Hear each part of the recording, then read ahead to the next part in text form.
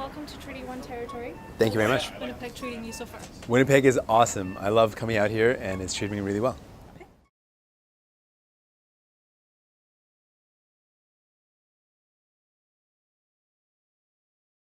Great question. I think that we know right now many students are thinking twice about actually going to university because of how expensive tuition fees are.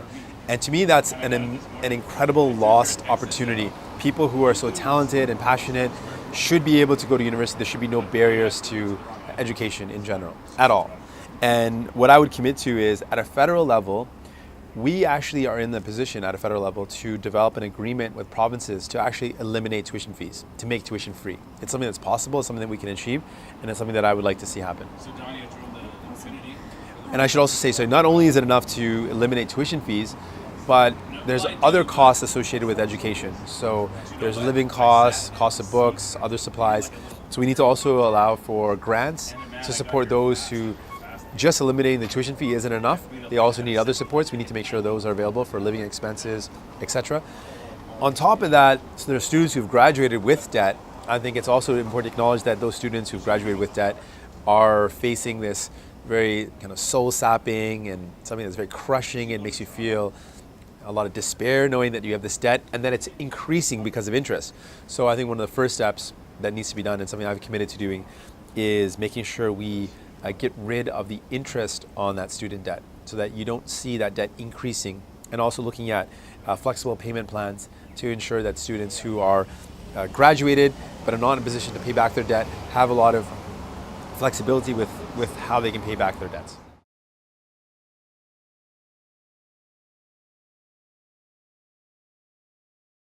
So the first thing I would do is send a clear message that precarious and unstable work is not acceptable.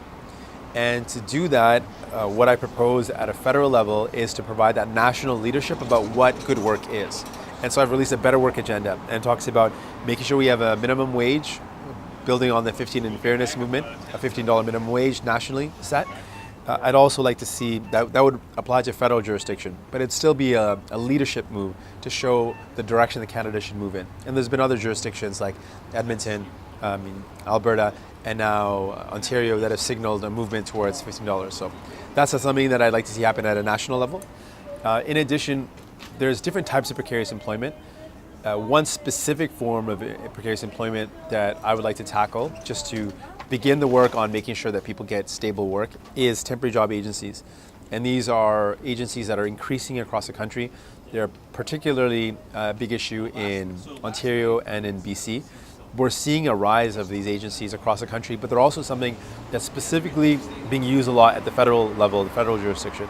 So what I would like to see happen, and what I propose in my agenda, is ending the practice where agencies exploit workers by clawing back about up to 40% of their salary.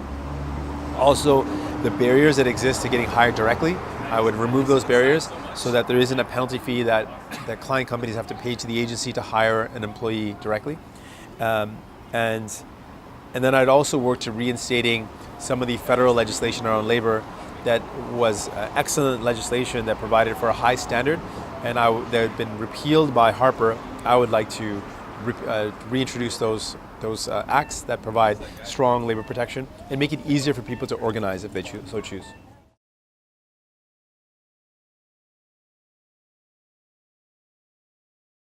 First step is we have to make sure that we don't have a government that's denying Indigenous children equitable funding. The Canadian Human Rights Tribunal has issued 4 compliance orders ordering Canada to recognize that Indigenous children do deserve equitable funding. And our government, under Trudeau, has consistently said no and has sent lawyers to appeal the decision, literally sending a message that Indigenous children don't deserve equal funding. That's heinous, particularly for Justin Trudeau, the Prime Minister, who said repeatedly that reconciliation was going to be a hallmark of his administration. It's shameful to me that on one side you talk about reconciliation, on the other hand you're sending lawyers to challenge Indigenous children getting equitable funding. So that's one step. UNDRIP, recognizing the rights of Indigenous people as a nation to have prior informed consent with respect to energy projects, is important. And then economic justice means that we make significant investments in terms of how we can tackle the legacy of genocide, both direct and indirect, that has impacted Indigenous people across the country. So that's some of the steps we need to take.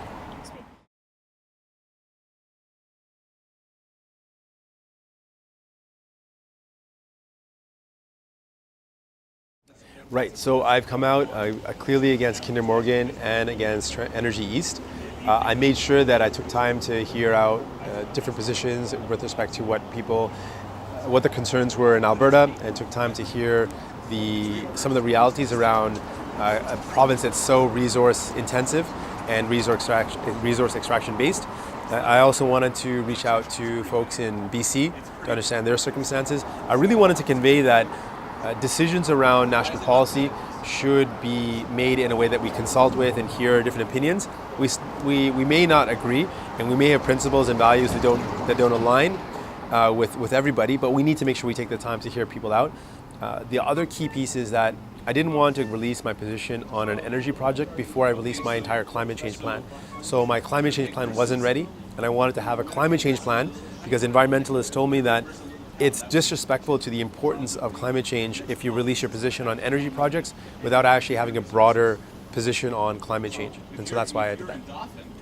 Yeah.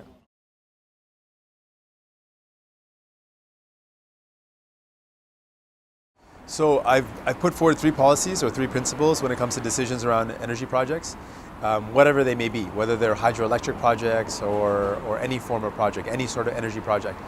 I've talked about it has to respect UNDRIP, it has to be in line with our climate change goals, and has to create local opportunities. So if it satisfies these criteria, that it respects UNDRIP, it doesn't contradict our climate change goals, and it creates local jobs for communities, that are going to see a benefit for them, then it's a project that would satisfy those criteria, then it would be something we could look at.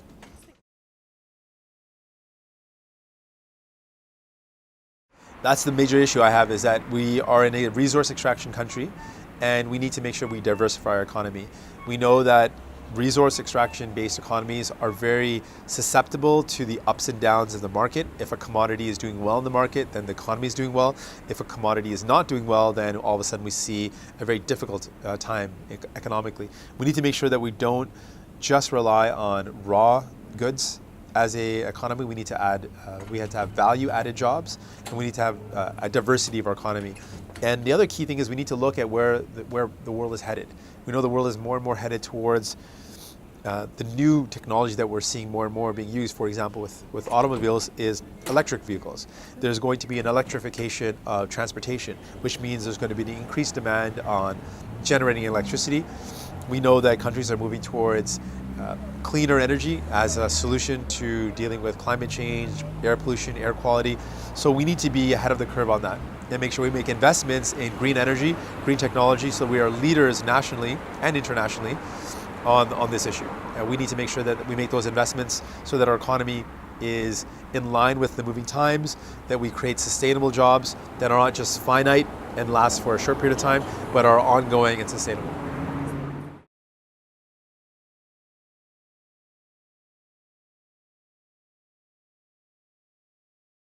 We need to get at some of the root causes of hatred. We know that we need to denounce hatred of any form, hateful policies, government bills and laws that currently exist that continue to perpetuate this notion of divisive politics that pit communities against each other. We need to denounce, repeal, and get rid of those policies. So things like C-51 continue to be laws that the Liberal government has not repealed, that target marginalized communities and create this sense that there is something wrong with or there's something problematic with different communities in our society. We need to celebrate immigration. Immigration is the foundation of our country, and we need to get rid of this debate whether we need or don't need immigration. There's no question about it. We need immigration. It's built up this country. It's given us a richness to our society, but it's also something very necessary economically. We need immigration to grow our economy. So we need to make sure we communicate the importance of immigration, we communicate the importance of diversity, we celebrate diversity, and we denounce any form of hate, whether it's in speech or whether it's in legislation.